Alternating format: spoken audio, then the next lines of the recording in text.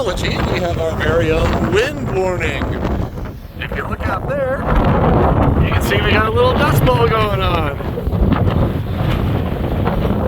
The wind's been going on like this for about 2 hours.